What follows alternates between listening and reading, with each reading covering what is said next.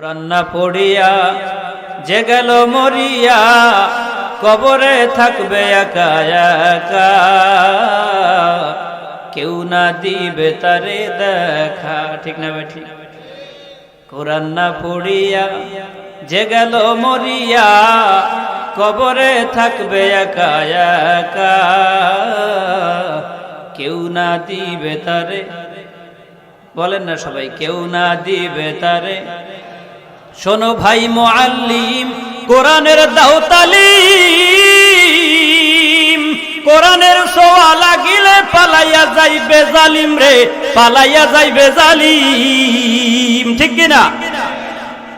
শোনো ভাই মুআল্লিম, কোরআনের দাও তালিম, কোরআনের ছোঁয়া লাগিলে পালাইয়া যাইবে জালিম রে, পালাইয়া যাইবে জালিম। এই কোরআন পড়ো, কোরআন ধরো, কোরআন দিয়ে জীবন গড়ো, কোরআন পড়ো, কোরআন ধরো, কোরআন দিয়ে সমাজ গড়ো, কোরআনের সাথে করো সখা, কেউ না দিবে তারে। কোরআন না পড়িয়া যে গেল মরিয়া, কবরে থাকবে একা একা, কেউ না দিবে তারে দেখা। ভাই রে, কেউ না দিবে তারে দেখা। ঠিক কিনা কম? আল্লাহ নবী বললেন, বেলাল আগামীকাল ফজর থেকে তুমি আজান দিবা না। আল্লাহর নবীর মুখের উপরে কোনো কথা বেলাল বললেন না, সেখান থেকে চলিয়ে গেলেন। বেলাল রাদিয়াল্লাহু তাআলা আনহু মসজিদে নববীর একটা কিনারায় বসে বসে কাঁদে। রব্বুল আলামিন, আজান দিতাম আপনাকে খুশি করার জন্য, আজান দিতাম আপনার হাবিবের নাম যখন আমি আশহাদু আন্না মুহাম্মাদুর রাসূলুল্লাহ বলি, দুনিয়ার বাদশাহী আমি বেলালকে দিলেও যে শান্তি না পাইতাম, আপনার পয়গম্বরের নাম আমি ওই সময় গাইলে পরে সেই সুখ পেয়ে যাইতাম।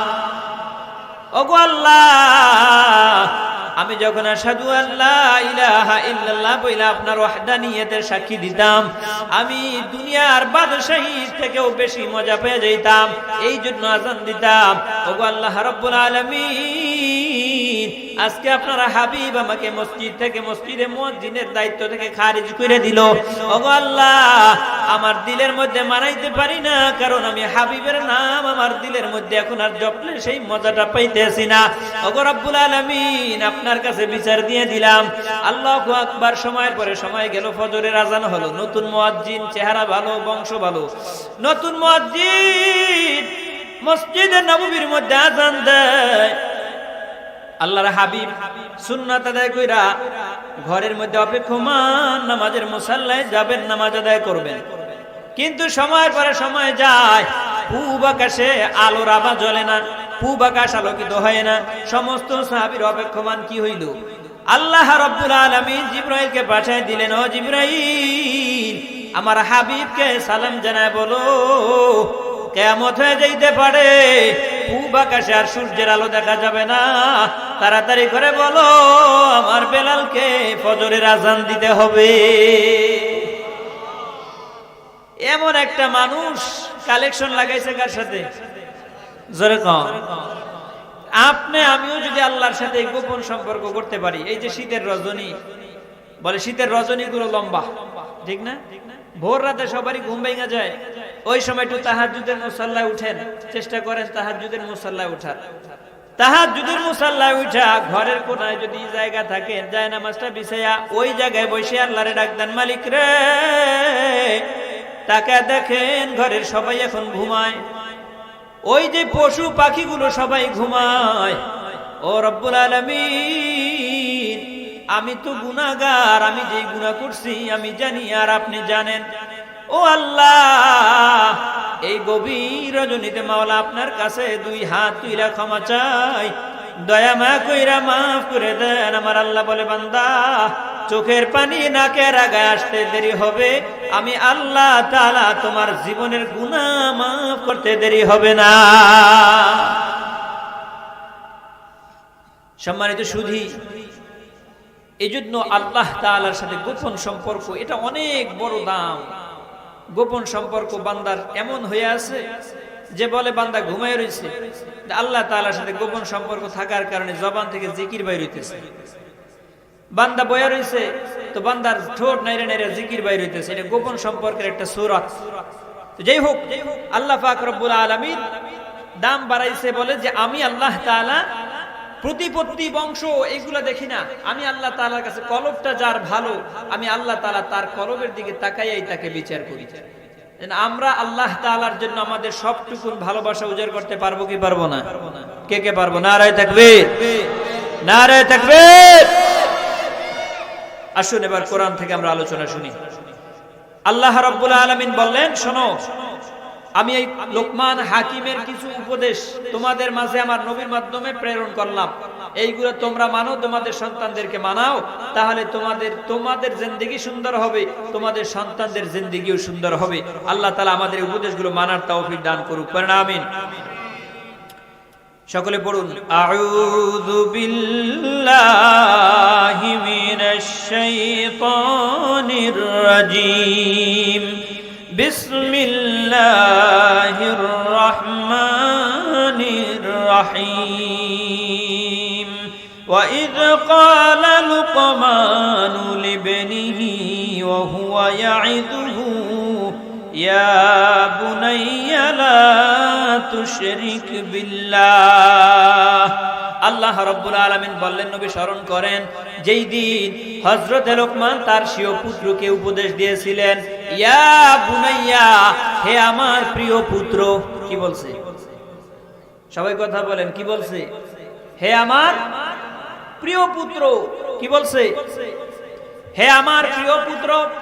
তাফসিরে মাজাহারি শরীফের মধ্যে লেখা, হে আমার প্রিয় পুত্র বইলা হযরতে লোকমান বুঝাইছে দুনিয়ার মানুষকে, শোনো দুনিয়ার মানুষ, সন্তানকে যা তা ব্যবহার করা যাবে না, সন্তানকে সব সময় আদর কইরে কইরে ডাকা লাগবে, সন্তানকে সব সময় ভালোবাসা মহব্বত কইরে ডাকা লাগবে। স্বামী স্ত্রী ঝগড়া করবা, ফাসাদ করবা, বলে এইটাও সন্তানদের সামনে বইসা করবা না, এইটাও সন্তানদের সামনে বইসা করবা না। সন্তানরে যে কোনো বুঝ দিয়া বাইরে ফেলাই দিবা, বাইরে পাঠাইয়া দিবা। এরপরে যদি স্বামীকে স্ত্রীকে দুই কথা বলা লাগে তারপরে বলবা, কিন্তু সন্তানদের সামনে বসে বলবা না। এটা হলো সূরাতুল লোকমানের প্রথম আয়াতের তাফসীর। সন্তানকে আমাদের সমাজে মা বোনরা শুনতেছে না কথা? মা বোনেরা আছে, বেশিরভাগ এই কথাগুলো তারা বলে শয়তানের বাচ্চা। গালি দেয় না শয়তান সন্তানকে? কুত্তার, বেদিনের, বেঈমানের, নাফরমানের, শুয়োরের, কয় কি কয় না? জোরে কোন না মিথ্যা কথা? তাহলে সন্তান তো আমার, সন্তান কার? আমার। আল্লাহ তাআলা আমাকে দিয়েছে নিয়ামত। সন্তান আল্লাহ তাআলার তরফ থেকে নিয়ামত। সবাই সন্তান পায়, জোরে কোন? কান্দে সন্তান পায়, পীরের দরবারে দৌড়ে পায়। হ্যাঁ, সন্তান দেয়া না দেয়ার এখতিয়ার একমাত্র আমার আল্লাহ রাব্বুল আলামিনের। আমার আল্লাহ তাআলা বলে, ও দুনিয়ার মানুষ, সন্তান আমি তোমাকে নিয়ামত স্বরূপ দিয়েছিলাম, কিন্তু তুমি কৌশলে সন্তানকে বানায়া দিছো শয়তানের, নাফরমানের, কুত্তার, বেদিনের, বেঈমানের, কয় কি কয় না? তাহলে এই গালি সন্তানকে দেয়া যাবে? জোরে কোন? আমরা কেউ দিব এই গালি? আর সন্তানকে দিবেন? মা বোনেরাও খবরদার সন্তানকে শুয়োরের, কুত্তার, বেঈমানের, নাফরমানের এগুলো বলবেন না। সন্তান আপনার, কিন্তু আপনি বলতেছেন কার? কুত্তার। কুত্তার কি মানুষের বাচ্চা হয়? তাইলে এই গালিগুলো কোন বুঝমান ব্যক্তি, কোন বুঝমান মা বাবা সন্তানকে দিতে পারে না। আল্লাহ তাআলা আমার মা বোনদের হেফাজত করুন, পড়েন আমিন। প্রথম উপদেশ দেয় হযরত লোকমান, ও সন্তান, ও আমার প্রিয় পুত্র, ইয়া বুনাইয়া লা তুশরিক বিল্লাহ। ও সন্তান, আল্লাহর সাথে শিরিক করবা না। আল্লাহর সাথে কি করবা না? জোরে কোন? শিরিক করবা না। শিরিক বলা হয় কাকে? আল্লাহ যেটা পারে সেইটা আমার পীর বাবাই পারে, আল্লাহ যেটা পারে সেইটা আমার দলের নেতা নেত্রী পারে, আল্লাহ যেটা পারে সেইটা অমুকে পারে। এক কথায় আল্লাহ তাআলা যা পারে দুনিয়ার কোন মানুষ সেইটা পারে, এইটা বিশ্বাস করার নাম হলো শিরিক। তাই এক নাম্বার উপদেশ দিয়েছে সন্তানকে, খবরদার সন্তান, আল্লাহর সাথে শিরিক করবা না। এক নাম্বার উপদেশ। কেন শিরিক করবা না? ইন্নাশ শিরকা লাযুলমুন আযীম। শোনো সন্তান, শিরিক হচ্ছে আল্লাহ তাআলার সাথে বড় জুলুম। এই শিরকের গুনাহ মাফ হয় না। খবরদার সন্তান, আল্লাহর সাথে শিরিক করবা না। আমরাও কথায় কথায় শিরিক করি। উপরে আল্লাহ, নিচে ইল্লাহ, কই কি কই না? উপরে আল্লাহ আছে, নিচে যদি আপনি না থাকতেন তাইলে এই কাজ আমার সমাধান হইতো না। কই কি কই না? যে আল্লাহ উপরে বৈশা পারে, সে আল্লাহ নিচের সমস্যার সমাধান করতে পারে কি পারে না?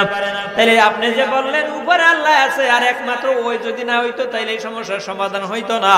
তাহলে আল্লাহ তাআলার সাথে অংশীদার সাব্যস্ত করা হইল।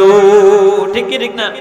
যে আল্লাহর সাথে কোনো অবস্থাতেই শিরক করা যাবে না, কাউকে অংশীদার বানানো যাবে না। সম্মানিত সুধী, 2 নাম্বার উপদেশ দেয় হযরত লুকমানাল ইনসানা বিওয়ালিদাইহি। জোর উপদেশ দেয় হযরত লুকমান, এ সন্তান খবরদার মা বাবার সাথে বেয়াদবিমূলক আচরণ করবা না। কি করবা না? এইদিকে খেয়াল করেন, মা বাবার সাথে বেয়াদবিমূলক আচরণ করবা না। কেন করবা না? হযরত লোকমান, আল্লাহ তাআলা কোরআনের ভাষায় আল্লাহ তাআলা বর্ণনা করেন কেন বেয়াদবি করবা না। কারণ শোনো, হামালাতহু উম্মুহু, তোমার মা তোমাকে গর্ভে ধারণ করছে না করে নাই? 10 মাস ও 10 দিন মায়ে গর্ভে দিছেন ঠাই, রক্ত মাংস খাইয়া মায়ের ভবে আইলাম ভাই। ঠিক না বেঠি? ভূমিষ্ঠ হইয়া যখন উঠিলাম কান্দিয়া, ভূমিষ্ঠ হইয়া যখন উঠিলাম কান্দিয়া, শান্ত করিল মায়ে বুকের দুগ্ধ দিয়া। কথা ঠিক না ভাই? ঠিক। আমারও প্রসবের কালে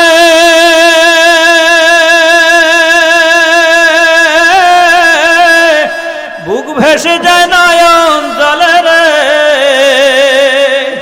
ও মা সন্তানের লইয়া কোলে ভুলে সকল বেদনা, দুঃখের দরদি আমার জনম দুঃখী মা, গর্ভে ধারণী মা জনম দুঃখিনী মা, দুঃখের দরদি আমার জনম দুঃখী মা।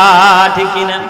1 নাম্বার কারণ সন্তান, তোমার মা তোমাকে 10 মাস 10 দিন গর্ভে ধারণ করছে। হামালাতুহু উম্মুহু ওয়াহনান আলা ওয়াহনিন বলে, এরপরে কষ্টের পর কষ্ট মা স্বীকার করছে। বলে কেমন কষ্ট? আল্লাহ রাব্বুল আলামিন মাকে 10 মাস 10 দিন প্রথম গর্ভে ধারণ করলো, এরপরে প্রসব বেদনা। এইটা যে কেমন কষ্ট দুনিয়ার কোন পুরুষ বুঝবে না। ঠিক না ভাই? ঠিক। প্রসব বেদনার যে কষ্ট, ও বাবারা তোমরা, আমি আর তুমি যদি বুঝতাম, কোনদিন সন্তান গর্ভে নিব এই চিন্তাও করতাম না। জানি না বইলাই আমার আল্লাহর হাবিব মায়ের 3 গুণ মর্যাদা বেশি দিয়ে গেছে। সুবহানাল্লাহ করেন। সম্মানিত সুধী, এরপর আল্লাহ বলেন শোনো, অফিসালুহু ফি আমাইন, এরপরে 2টা বছর মা স্তনের দুধ খাওয়ায়। 1 নাম্বার কষ্ট, আপনার আমার মা 10 মাস 10 দিন গর্ভে ধারণ করলেন। 2 নাম্বার কষ্ট প্রসব বেদনার কষ্ট। 3 নাম্বার কষ্ট 2 বছর স্তনের দুগ্ধ খাওয়ায়। এই 3টা কষ্ট দুনিয়ার কোন পুরুষ করতে পারবে? জোরে কোন করতে পারবে না। 10 মাস 10 দিন কোন পুরুষ কাউকে গর্ভে ধরে না। 2টা বছর দুগ্ধ পুরুষ কোনদিন খাওয়াইতে পারবে? পারবে না। প্রসব বেদনার কষ্ট পুরুষ কোনদিন বুঝবে না। এই 3টা কষ্ট মা বেশি করার কারণে আমার আল্লাহর হাবিব মায়ের 3 গুণ মর্যাদা বেশি দিয়ে গেছে। একবার জোরে বলুন সুবহানাল্লাহ। মায়ের 1 ধার দুধের দাম কাটিয়া গায়ের চাম, পাপুষ বানাইলেও ঋণের শোধ হবে না, এমন দরদি ভাবে কেউ হবে না আমার মা গো। ঠিক না বেঠি? ক্বালা রিদার রব্বি ফি রিদাল ওয়ালিদাইন ওয়া সাখাতুর রব্বি ফি সাখাতিল ওয়ালিদাইন। আল্লাহর নবী বলেন, মা বাবা যদি তোমার উপরে রাজি খুশি থাকে তো আল্লাহ তার রসুল তোমার উপরে রাজি খুশি। মা বাবা যদি তোমার উপরে বেজার, আমার আল্লাহ তার রসুল তোমার আমার উপরে বেজার। আমি দেখতে চাই এই মজলিসে কার মা নাই, একটু হাত তুলেন তো। মা নাই কার কার? আল্লাহু আকবার, অনেকগুলো পরে জনের মায় নাই, হাত নামান। বাবা নাই কার কার? একটু হাত তুলেন। দুইটা হাত কি আল্লাহর কাছে তুইলা একটু আল্লাহর সেখানে দোয়াটা পড়েন, রব্বির রাহমহুমা কামা রব্বায়ানি সগীরা, রব্বির রাহমহুমা কামা রব্বায়ানি সগীরা। কত কষ্ট করছো মা গো সংসারে, আজকে জানি কেমন আছো কবরে। সবাই একটু কর না, কত কষ্ট করছো বাবা এই সংসারে, আজকে জানি কেমন আছো কবরে। বাজার মা বাবা এমন সম্পদ, যাদের নাই তারাই বুঝবে এই বিয়োগ বেদনাটা কেমন। মা তো এমন মা, এই শীতের রজনীতে আমার একটা ছোট মেয়ে 10 মাস বয়স, আজকের এই যে গত রজনী হয়ে গেল, মনে হয় 7-8টা খাতা ভিজায় ফেলাইছে, ওর মায়েরও ভিজায় ফেলাইছে। এরপরেও মায়ের মনে কোনো কষ্ট নাই, এরপরেও মায়ের মনে কোনো দুঃখ নাই, কারণ সন্তানটারে তারপরেও মায় চায় শুকনা জায়গায় শুয়া নিজে গুয়ে মুতের মধ্যে শুয়া মারাত কাটায়। কথা ঠিক না বেটি? আমি অসুস্থ হইলে বাবার কাছে বলতাম, বাবা বলে ও সন্তান তাড়াতাড়ি করে ঔষধ গ্রহণ কর। যদি টাকা না থাকতো বাবার টাকা পাঠিয়ে দিয়ে দিত, ঔষধ গ্রহণ কর। আর আমার বাবা অসুস্থ, আমি বাবারে বলি বাবা ঔষধ খান, ডাক্তার দেখান, কয় না কিছু লাগবে না, তোরা যদি আমাদের কাছে থাকো আমাদের ঔষধের দরকার নাই, আমাদের আল্লাহ আমাদের সুস্থ কইরা দিবে। কথা কান ঠিক না বেঠিক? বাবা এবং সন্তানের মধ্যে এমন মোহাব্বত আমার আল্লাহ রব্বুল আলামিন মা সন্তানের মধ্যে দিয়ে দিছে। বলে মা এমন নজরদারি সন্তানের দিকে করে, একটা মশা পর্যন্ত সন্তান আপনার আমার গায়ে মায় পড়তে দেয় না। কথা কোন ঠিক না ঠিক? অথচ সেই মায়েরে 3টা-5টা কাপড়ের প্যাকেট বানায় বাবা মায়ের কবরের মধ্যে শোয়াইছেন, কেমন আছে কোনো খবর নিতে পারেন না। বলে এক মুহূর্তের মধ্যে দেশ বিদেশের খবর নেওয়া যায়, বাড়ির আঙিনায় বাবা মায়ের কবর, কেমন আছে আমার বাবা, কেমন আছে আমার মা, এই খোঁজটা পর্যন্ত আপনি আমি নিতে পারি না। তাদের জন্য আপনার আমার দোয়া করার দরকার আছে না নাই? জোরে বলে। সম্মানিত সুধী, এজন্য আল্লাহ তাআলা বললেন লোকমানের মাধ্যমে, শোনো দুনিয়ার মানুষ, খবরদার মা বাবার সাথে বেয়াদবি করবা না এই 3টা কারণে। এখন আমাদের মধ্যেও মা বাবাদের কিছু সমস্যা আছে না নাই? কেমন সমস্যা? মা বাবা অনেক সময় সন্তানদের হক আদায় না করার কারণে আমাদের কাছে অনেক সময় আসে, হুজুর দোয়া কইরেন। মা বাবা বলে হুজুর আমাদের সন্তানেরা কথা শুনে না, কথা মানে না, করতে বলি একটা করে ভিন্নটা। এর কারণ কোথায়? এর কারণ হলো আপনি আমি সন্তানদের হক ঠিক মতো আদায় করি না। অনেক সন্তানদের আকিকা দেয়, 12 বছর 13 বছর বয়স হয়ে যায়, তারপরও আকিকা হয় না। বিবাহ হয়ে যায়, তারপরও সন্তানদের আকিকা আদায় করে না। এমন বাবা সমাজের মধ্যে আছে না নাই? জোরে বলেন। তাহলে আপনার সন্তান, আপনি সন্তানের হক আদায় করলেন না কেন? উচিত ছিল সন্তানের হকটা আদায় করে দেওয়া, আকিকা আদায় করে দেওয়া। আপনি সময় মতন সেই আকিকা আদায় করলেন না। সন্তানের বিবাহ হয়ে যাইতেছে, এখনো সন্তানের আকিকাই আদায় করতে পারেন নাই। বাবা আপনার তরফ থেকে তো এটা সুন্নাত ছিল, কই করেন নাই তো। তা আপনি যখন আপনার সন্তানের হক আদায় করেন নাই, আপনার সন্তানও আপনার হক আদায় করবে না। এটা কি স্বাভাবিক নয়? যারা বলেন পর্দার আড়ালে আমার মা বোনেরা, মেয়েদের হক তোমরা আদায় করতে হবে। বলে কেমনে? মেয়েদের উপরে তোমাদের কর্তৃত্ব হক হলো তুমি মা, তুমি একটা ঢাইলসের মতো, তুমি যেমনি ভাবে তোমার নিজের জীবনকে গড়বা, তোমার মেয়ে তোমার সন্তান তোমাকে দেখে তেমনি ভাবে তেমনি সাজে তারা সজ্জিত হবে। যেই মেয়েটা বড় হইতে হইতে মায়ের দেখে বুকে পিঠে কাপড় থাকে না, মায়ের গলার আওয়াজ বাবার গলার আওয়াজের থেকে বড়, ওই বাচ্চাটা তো এই তাসির ঢুইকা ও তো নিজেও একটা দায়ুসের মতো হয়ে যায়। কথা ঠিক না ভাই? ঠিক। আর যেই মা ছোটবেলা থেকে সন্তান লালন পালন করে তো পর্দার সহিত পর্দা মেনটেন করে, শালীনতা বজায় রাখা চলে, ঠিক মতো নিজে চলাফেরা করে, কথার আওয়াজকে সব সময় নিচু করে রাখে, ওই মায়ের মেয়েগুলো দেখা যায় অধিকাংশ আদো বলা হয়ে যায়। ঠিক না ভাই? ঠিক। এজন্য আমাদের উপরে কর্তৃত্ব সন্তানের যে দায়িত্ব কর্তব্য আছে সেইগুলো মানা লাগবে। এজন্য আমার আয়াতে কারিমার আমার হাদিসে কারিমা যে তেলাওয়াত করেছি, আল্লাহর নবী এইখানে কিছু নিদর্শন দিয়ে দিবেন। মাউ উলিদা লাহু ওয়ালাদুন, শোনো, সন্তান জন্ম দিলেই সন্তানের পিতামাতা হওয়া যায় না, নৈতিক কিছু দায়িত্ব আছে না নাই? জোরে খান। কি দায়িত্ব?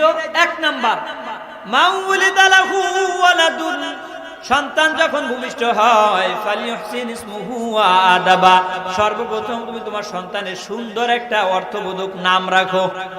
প্রথম কি করো?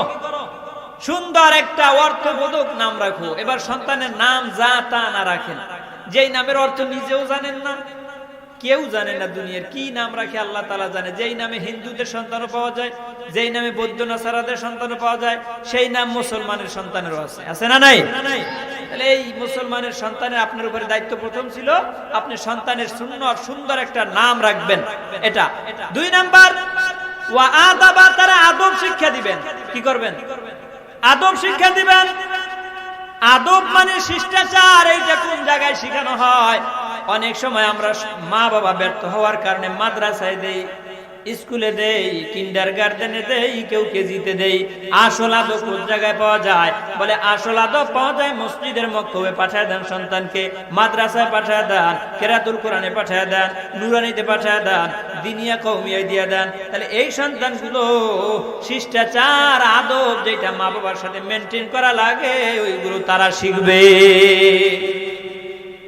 আপনি তো আদব শিক্ষা দেন নাই, আপনি নিজেই তো বেয়াদব বানাইছেন। সন্তানটার বয়স 8 বছর 7 বছর, এখনো সন্তানের ল্যাংটা হাঁটান আর বলেন এখনো ছোট। মেয়েটার বয়স 4-5 বছর হয়ে যাইতেছে, এখনো মেয়েটাকে ন্যাংটা ন্যাংটা মানুষের সামনে ঘুরান আর বলতেছেন এখনো বাচ্চা মানুষ। না না, এটা উচিত না।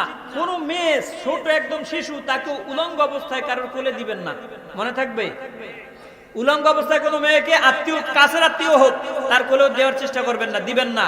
অন্তত তার গায়ের মধ্যে একটা রুমাল পেঁচায় দিবেন। উলঙ্গ অবস্থায় কারোর কাছে দিবেন না। উলঙ্গ অবস্থায় মেয়েদেরকে কোথাও বের করবেন না, সে ছোট হোক একদম, তারপরও বের করবেন না। সন্তান ছোট হোক, তাকে উলঙ্গ অবস্থায় রাস্তায় ছেড়ে দিবেন না, যা ওই দোকান থেকে আমার জন্য এটা নিয়ে আয়, উলঙ্গ অবস্থায় ছেড়ে দিছেন। ও তো ছোট মানুষ, ওর তো সোনা দানা কিছু নাই। আছে না নাই? ওরও লজ্জা, আপনারও লজ্জা। ও বুঝে না দেখে ওর লজ্জা করে না, আপনি বুঝেন দেখে আপনার লজ্জা করে। জিনিস তো একই, তো ওরে আপনি উলঙ্গ ছাড়লেন কেন? ছাড়বেন না। আল্লাহ তাআলা কবুল করুক, পড়েন আমিন। সম্মানিত সুধী, তাহলে 1 নাম্বার সন্তানের সুন্দর নাম রাখো। 2 নাম্বার সন্তানকে আদব শিক্ষা দাও। আদব শিক্ষা দিবা এর অর্থই হলো এটা, সন্তানকে এভাবে যে রকমের মনে চায় সেরকমের ছাড়বেন না। কারণ আপনি ফ্যাক্টরি, আপনি প্রথম উস্তাদ, আপনি প্রথম পীর, আপনি প্রথম শিক্ষক আপনার ছেলে মেয়ের। কথা ঠিক না ঠিক? আপনি যেইভাবে ওরে শিখাবেন ছোটবেলা থেকে সেইভাবেই বেড়ে উঠবে। আল্লাহ তাআলা আমাদের প্রত্যেকের সন্তানগুলোকে কোরআন সুন্নাহ অনুযায়ী বাইরাইয়া উঠাইবার তৌফিক দান করো, পড়েন আমিন। সম্মানিত সুধী, আসুন এরপরে হযরত লোকমান বলেন, আনিশকুর লি ওয়ালি ওয়ালিদাইক, শোনো, মা বাবার শুকরিয়া আদায় করো, আল্লাহ তাআলার শুকর আদায় করো এবং মা বাবার কৃতজ্ঞ হও। মা বাবা যা আমাদেরকে দিছে তার কিছু আমরা মা বাবাদেরকে দিতে পারবো। জোরে বলেন। যদি মা বাবা আমাদেরকে দুনিয়ার আলো বাতাস না দেখাইতো আমরা দেখতে পারতাম না। আমার আল্লাহ রাব্বুল আলামিন মা বাবার মাধ্যমে দুনিয়ার আলো বাতাস দেখায়। বলে এই মায়ের একটা দুধের, 1 ফোঁটা দুধের ঋণ আমি কয় জনম বয়ে দিতে পারবো না। কারণ এই দুধ আমার মায়ের সৃষ্টি না, এই দুধ তো আমার আল্লাহ তাআলা মায়ের স্তনে দিয়ে দিয়েছিলেন। কি কথা ঠিক না? সুতরাং আমি মায়ের দুগ্ধ খাইতেছি মানে আল্লাহর নিয়ামত খাইতেছি, তাহলে সে আল্লাহর নিয়ামত, আল্লাহর শুকর আদায় করার দরকার আপনার আমার আছে না নাই? তিন নাম্বার উপদেশ দেয় হযরতে লোকমান। এক নাম্বার উপদেশ কি বলছিলাম বলেন? আল্লাহর সাথে শিরিক করবা না। আমি 8টা উপদেশ আপনাদের সামনে বলবো। যদি 8টা উপদেশ আমার বয়ান শেষে কেউ বলতে পারবেন যান, তারও হাদিয়া দেব ইনশাআল্লাহ। এক নাম্বার উপদেশ কি? আল্লাহর সাথে শিরিক করবা না। 2 নাম্বার উপদেশ মা বাবার সাথে বেয়াদবি করবা না। 3 নাম্বার উপদেশ ওয়া ইন জাহাদাকা আলা আন তুশরিকা বিমা লাইসা লাকা বিহি ইলমুন ফালা তুতি'হুমা ওয়া সাহিবহুমা ফিদ দুনিয়া মা'রুফা واتبع سبيل من أناب إليه। 3 নাম্বার উপদেশ দেয় হযরতে লোকমান, এ সন্তান খবরদার, ওয়া ইন জাহাদাকা, যদি তারা উভয়ে তোমার মা বাবা আনিশকুর আলা আন তুশরিকা বি, তারা যদি তোমাকে শিরিক করতে বাধ্য করে, বলে তোমার মা বাবা উভয় যদি তোমাকে শিরিক করতে বাধ্য করে,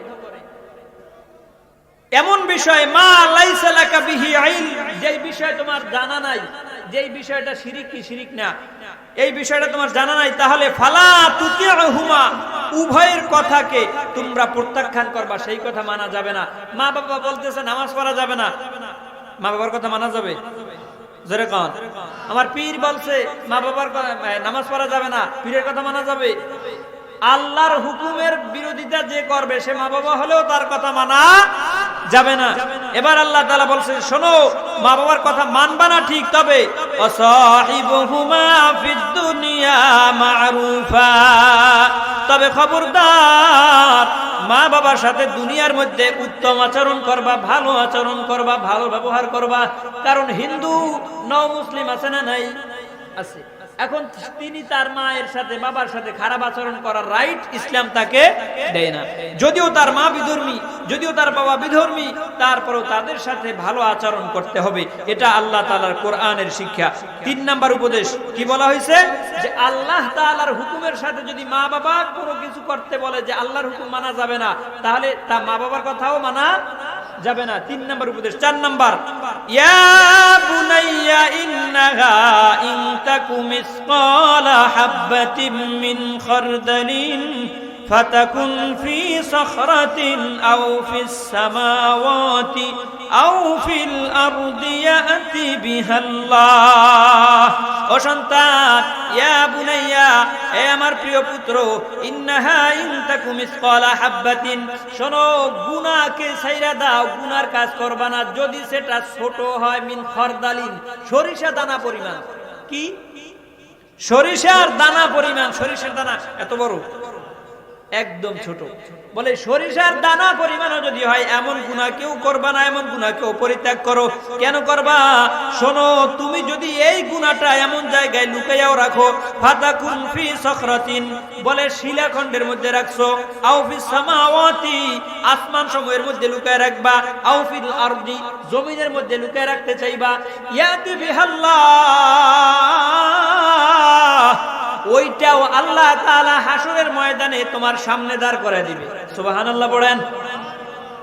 তাহলে গুনাহকে ছোট মনে করার কোনো সুযোগ নাই।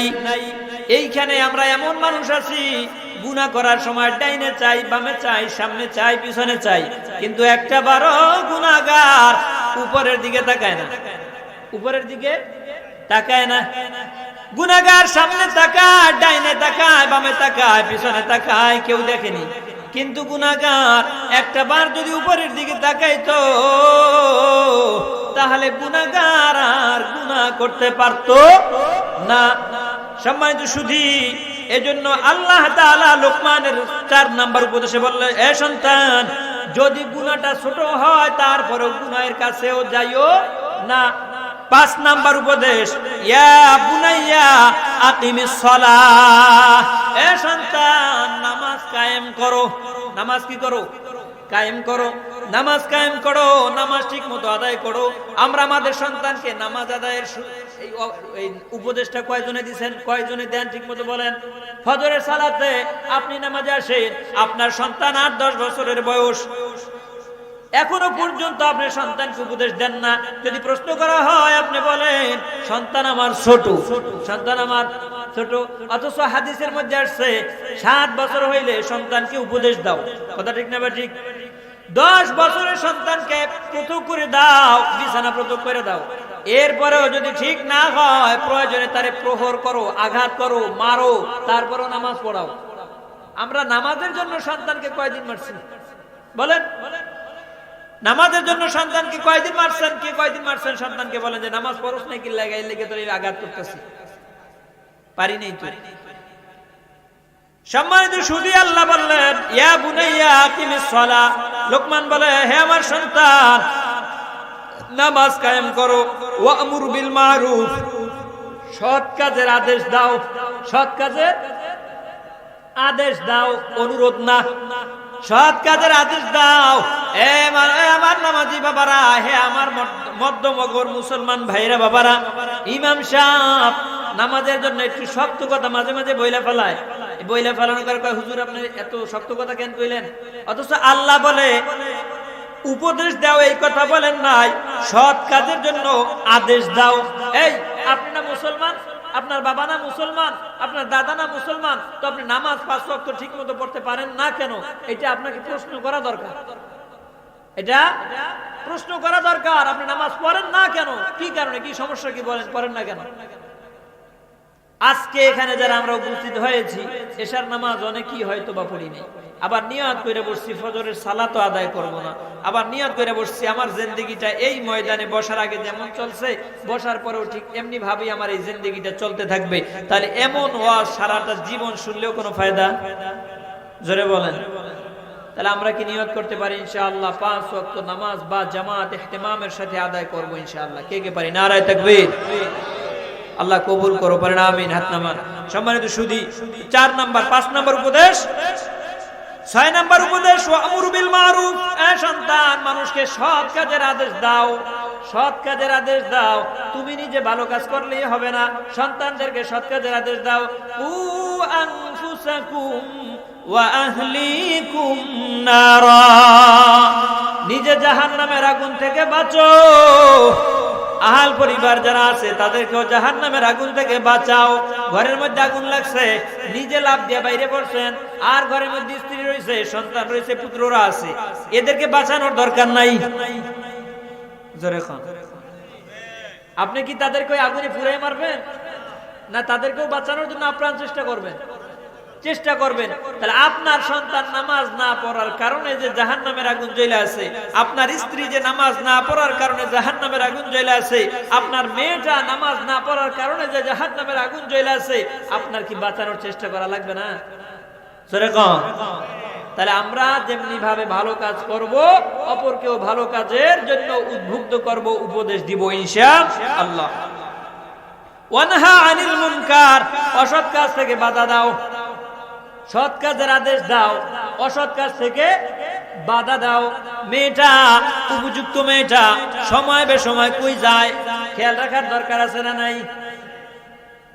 প্রশ্ন করলেই বলে বাবা অমুক জায়গায় যাইতেছি, কোন জায়গায় যাইতেছে না যাইতেছে, আপনি বাবা হিসেবে আপনার একটা দায়িত্ব কর্তব্য আছে না নাই? কিয়ামতের আলামত এসে গেছে, এই তো ঘরের নারী রাস্তায় নেমেছে। ঠিক ঠিক না? হাট বাজারে মার্কেটে যান, দেখবেন শুধু নারী, আছে না নাই? জোরে এই দেশে নাই, আমাকে ওইদিকে আছে, এর লাগে আপনাদের আওয়াজ নাই। হাট বাজারে মার্কেটে যান, দেখবেন শুধু নারী, কেউ বা আবার সেজে গুজে করছে দোকানদারি, আছে না নাই? স্বামীর কথা মানবো না, বদ্ধ ঘরে থাকবো না, এই স্লোগান নিয়ে কেউ রাস্তায় নেমেছে। কিয়ামতের আলামত এসে গেছে, তাই তো ঘরের নারী রাস্তায় নেমেছে। কথা ঠিক না? ঠিক। তাইলে আপনার স্ত্রীকে আপনি নামাইতে দিতেছেন, নামতে দিতেছেন কৈফিয়ত ছাড়া, বিনা কৈফিয়তে। স্ত্রী কই যাও, আমার উপদেশ ছাড়া বাইরে যাওয়া যাবে না, কোনোদিন কর নাই, কারণ আপনি নিজেই তো আপনার স্ত্রীর বাইরে নামান। গত বছর ওই কথা বলে গেছিলাম, আপনি নিজে আপনার স্ত্রীকে বাইরে নামার জন্য সহযোগিতা করেন, আপনি তাকে উপদেশ দেন। এই আমি আমিরাবাদ বাজারে গেলাম, দুপুর বেলা যাইয়া ওই কোলার মধ্যে গরু বাইন্দা রেখে আসছি, পানি খাওয়াই আইস। এই উপদেশ দেই না আমরা? দেখি দেই না? তাহলে আপনার স্ত্রীকে তো ঘরের বাহির আপনি করে ছাড়ছেন। এজন্য আমাদের মা বোনদের একার দোষ নয়, এই দোষের ভার আপনার আমারও নেওয়া লাগবে কি লাগবে না? জোরে কোন। সম্মানিত সুধী, এই জন্য আসুন আমরা যেমন সৎ কাজের আদেশ দিব, অসৎ কাজেরও নিষেধ আমাদের করা লাগবে। এরপরে আল্লাহ তাআলা বলছেন, হযরত লোকমান সন্তানকে 7 নাম্বার উপদেশ দেয়, ওয়াসবির আলা মা আসাবাক। সন্তান, বিপদে ধৈর্য ধারণ করো, বিপদে ধৈর্য ধারণ করো। ইন্না যালিকা মিন আজমিল উমুর। এই হুকুম, এই আদেশ আল্লাহ তাআলা, বিপদে ধৈর্য ধারণ করো। বিপদ দেখলে নামাজে দাঁড়ায় যাও, মুসিবত দেখলে নামাজে দাঁড়ায় যাও। নামাজ আমার আল্লাহ তাআলা হাবিবকে মেরাজে নিয়ে সরাসরি দিয়েছিলেন। কোরআন আসছে ফেরেশতার মাধ্যমে। এই কোরআন কি? ফেরেশতার মাধ্যমে আসছে। পর্দার বিধান এই কোরআনের মাধ্যমে ফেরেশতার মাধ্যমে আসছে। রোজার বিধান কোরআনের মাধ্যমে ফেরেশতার মাধ্যমে আসছে। এরকমের নেক যত আমল আছে সমস্ত আমল কোরআনের মাধ্যমে ফেরেশতার মাধ্যমে আল্লাহ নাজিল করছেন। কিন্তু নামাজ এমন একটা আমল যেটা আল্লাহ তাআলা আপনার আমার হাবিবকে মেরাজে নিয়ে নিজে আল্লাহ তাআলা সরাসরি নিজে হাবিবকে উপঢৌকন হিসেবে দিয়েছিলেন, উপহার হিসেবে। ও নবী গো, আপনি তো মেরাজ কইরা গেছেন, আমারে দেখে গেছেন, আপনার উম্মতেরা আমাকে দেখতে পারবে না। নবী গো জানায়া দিয়েন, as-salatu mi'rajul মুমিনিন। নবী, আপনার উম্মতেরা যখন নামাজে দাঁড়াবে আপনি তাদেরকে বিশ্বাস করায়েন তিনি যেন আমি আল্লাহ তাআলার সামনে দাঁড়ায় গেল। এই নামাজ আজকে আমাদের থেকে বিদায়ের পথে। ও মুসল্লি, ফজর পড়লে জোহর নাই, জোহর পড়লে আসর নাই, আসর পড়লে মাগরিব নাই, আবার 5 ওয়াক্ত নাই, শুধুমাত্র জুমা পড়ে। জুমাবার মুসল্লি আছে না নাই? এই সমাজের সংখ্যা কিন্তু একেবারে কম না। কি কথা কোন, ঠিক না ঠিক? কেমন করে ঘুমাও তুমি, কেমন করে ঘুমাও তুমি, ফজর করে কাজা, এমন তো হতে পারে জোহরে জানাজা তোমার, এমন তো হতে পারে জোহরে জানাজা। কথা ঠিক না ঠিক? মুসলিম হয় না জন্ম নিলেই মুসলমানের ঘরে, কাফের মুমিন তফাৎ হয় নামাজের উপরে, মানুষ নামাজের উপরে। ঠিক না ঠিক? মুসলিম হয় না জন্ম নিলেই মুসলমানের ঘরে, কাফের মুমিন তফাৎ হয় নামাজের উপরে। ঠিক না ঠিক? এই জীবনে নামাজ যেন, এই জীবনে সালাত যেন হয় না তোমার কাজা, এমন তো হতে পারে জোহরে জানাজা। নামাজ ছাড়া যাবে? যারা কান লা দীনা লিমান লা সালাতা লাহু, যার মধ্যে নামাজ নাই তার মধ্যে দিন নাই, তার মধ্যে ধর্ম নাই, কর্ম নাই। যার মধ্যে নামাজ নাই, আল্লামা শহীদ দেলাওয়ার হোসেন সাইদি রাহিমাহুল্লাহ বইলা গেছেন, যার মধ্যে নামাজ নাই এনআইডি কার্ডে তার নাম মুসলমান থাকতে পারে, যার মধ্যে নামাজ নাই আদমশুমারিতে তার নাম মুসলমান থাকতে পারে, যার মধ্যে নামাজ নাই আল্লাহর আদালতে ওই ব্যক্তি মুসলমান নয়। তাহলে নামাজ ছাড়া, জোরে বলেন, নামাজ ছাড়া যাবে? জোরে বলেন, নামাজ ছাড়া যাবে? যাবে না। সম্মানিত সুধী,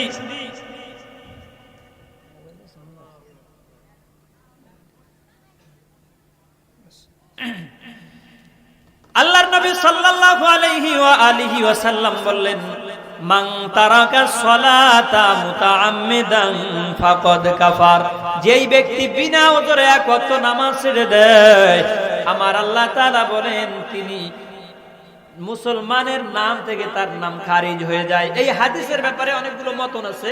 ইমামে আযম আবু হানিফা রাহিমাহুল্লাহ বলছে, কেউ যদি কন্টিনিউ নামাজ ছাড়তে না থাকে তাহলে সে কাফের হবে না। আর 4 মাযহাবের 3 ইমাম একমত যে কেউ যদি বিনা ওজরে বুঝেন, চাইলে নামাজটা পড়তে পারতাম, কিন্তু নামাজ পড়েন নাই। মনে করছেন এই 5 ওয়াক্ত নামাজ পড়া লাগেনি, এই রকমের বিনা ওজরে 1 ওয়াক্ত নামাজ যদি কেউ ছাইরা দেয় তো 3 ইমাম একমত সে আর মুসলমান থাকে। সম্মানিত সুধী, তাহলে নামাজ ছাড়া যাবে? এর উপরে একটা কথা বলে আমি শেষ করছি। আবু বকর ওমর রাদিয়াল্লাহু তাআলা আনহু এর শাসনামলে একজন মহিলা বিধবা, এই মহিলা বিধবা 2 দিন পর্যন্ত ওমর রাদিয়াল্লাহু তাআলা আনহু তার খবর নেয় না। মহিলা অন্য এক বাড়ির মহিলার থেকে কিছু তৈল ধার্য আনলেন, আইনার নিজে তরকারি পাক করে খাইলেন, বা পাক করতে গেছে ওই সময় তৈলটা পইরে জমিনের মধ্যে পড়ে গেছে।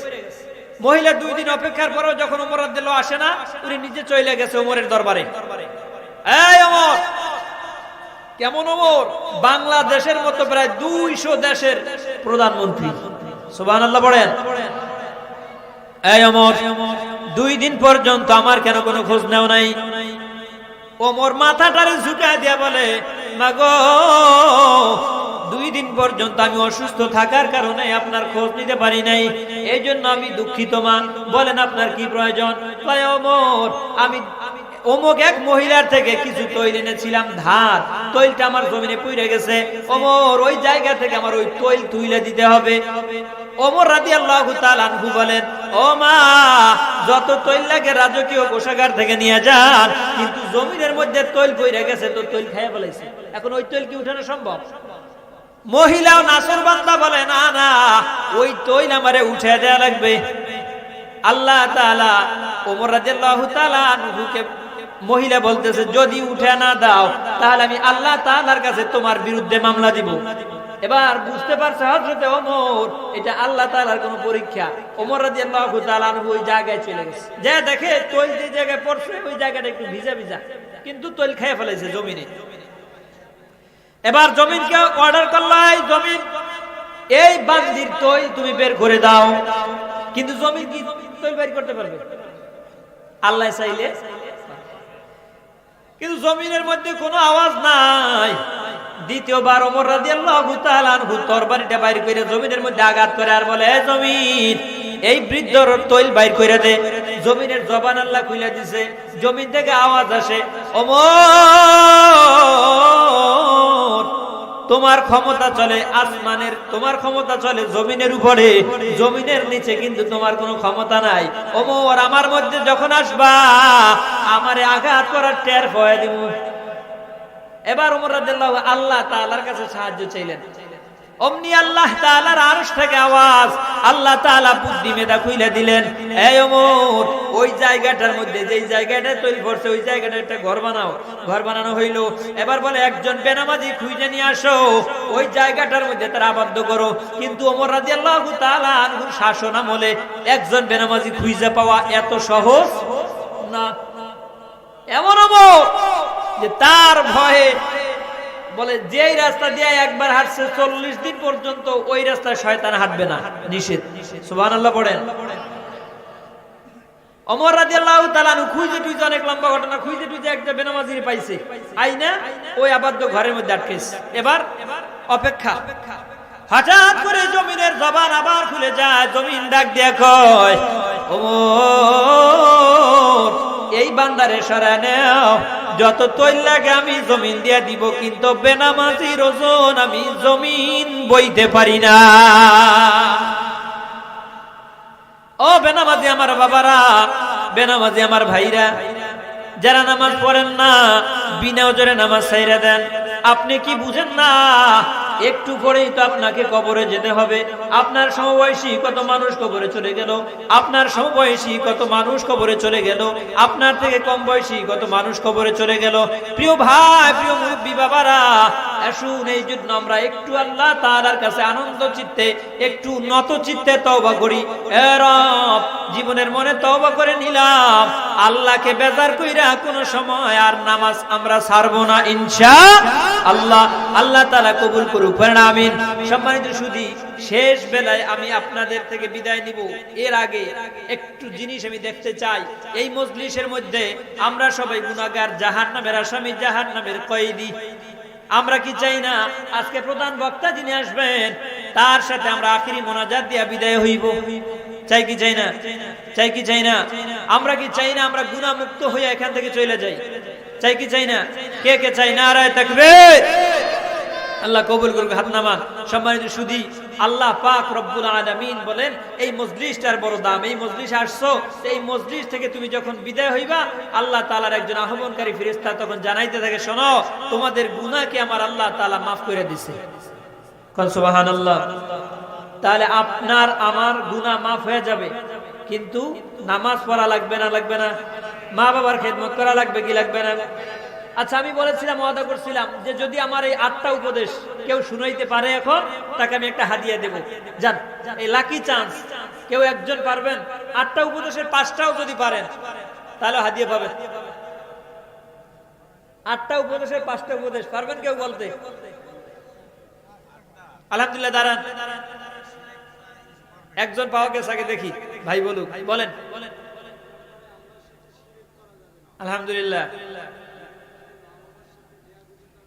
আলহামদুলিল্লাহ,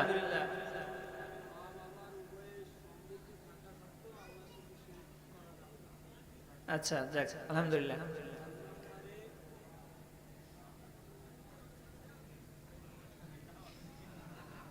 5 ওয়াক্ত নামাজ ঠিকমতো আদায় করতে হবে, গুনাহ করা যাবে না, যদিও সেটা একদম ছোট হয়। যাক, আপনি সামনে আসেন, সামনে আসেন।